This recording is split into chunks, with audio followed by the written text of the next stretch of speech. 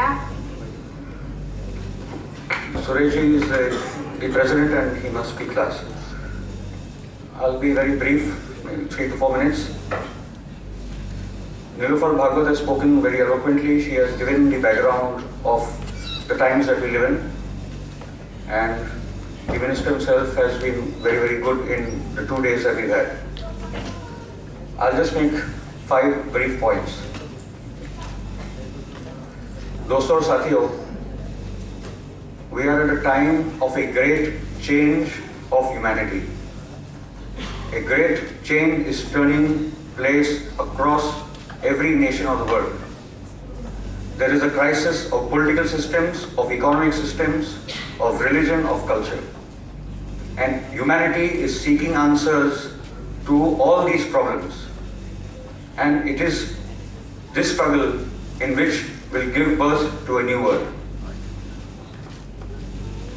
But at the heart of that struggle, at the very center of that struggle, is the occupation of Palestine.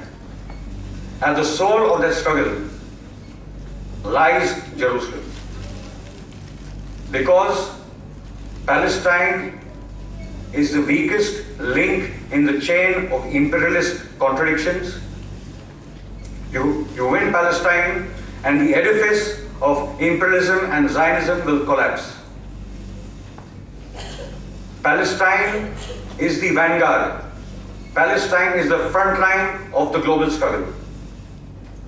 That is why all our friends from Palestine are fighting the battle not only for Palestine, but for all of the world. They're fighting the battle for us as well. This battle for Palestine is therefore the most popular mass struggle, more than Vietnam, more than South Africa. It is the Palestinian struggle, which is now the most popular global struggle ever in the history of humanity.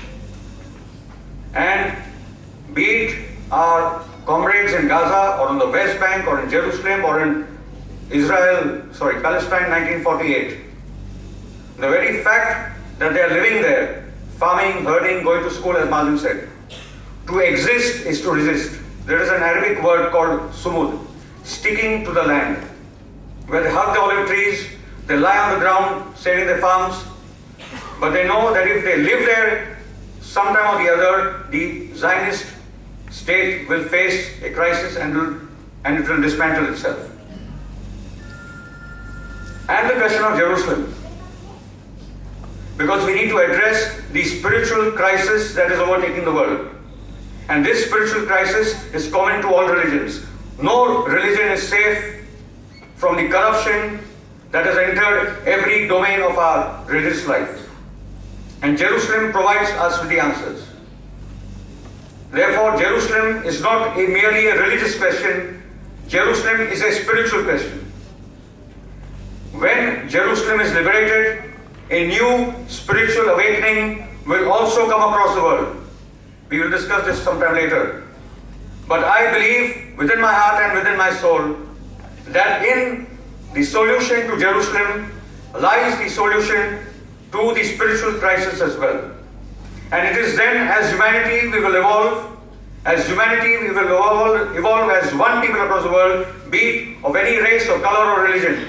Because I believe in my heart that that soul that dwells in you and that soul that dwells in me comes from the one common source.